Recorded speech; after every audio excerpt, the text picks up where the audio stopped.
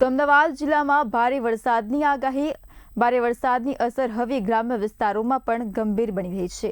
દોલરા તાલુકાના વણી તળાવ ગામમાં ભોગાવી નદીનું જળસ્તર વધતા ગામનો સંપર્ક તૂટી ગયો છે અને ગામ ટાપુમાં ફેરવાયું છે। જિલ્લા પોલીસ પ્રશાસન અને એનડીઆરએફ દ્વારા યુદ્ધના ધોરણે રેસ્ક્યુ કામગીરી હાથ ધરવામાં આવી છે। દોલરા તાલુકાના વણી તળાવ ગામમાં ભોગાવો નદીનું જળસ્તર સતત વધી રહ્યું છે। ઉપરવાસમાં ભારે વરસાદને કારણે નદીમાં પાણીનો પ્રવાહ વધતા ગામનો સંપર્ક આસપાસના વિસ્તારો સાથે સંપૂર્ણપણે તૂટી ગયો છે અને ગામ ટાપુ જેવી સ્થિતિમાં ફેરવાઈ ગયું છે।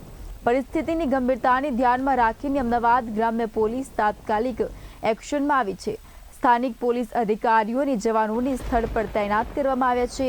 જિલ્લા પ્રશાસન અને એનડીઆરએફ સાથે સંકલન કરીને ગામમાં ફસાયેલા નાગરિકોને સલામત સ્થળે ખસેડવા માટે યુદ્ધના ધોરણે રેસ્ક્યુ ઓપરેશન જારી રહ્યું છે।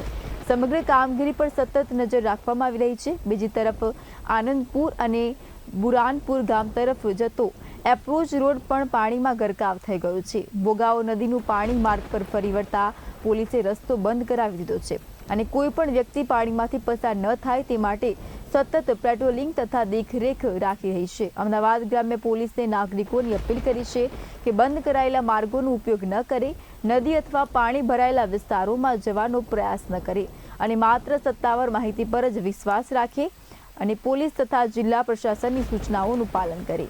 તો અમદાવાદ જિલ્લામાં ભારે વરસાદે તારાજી સર્જી કાઢી છે, તો અનેક ગામડાઓ પાણીમાં ગરકાવ બન્યા છે।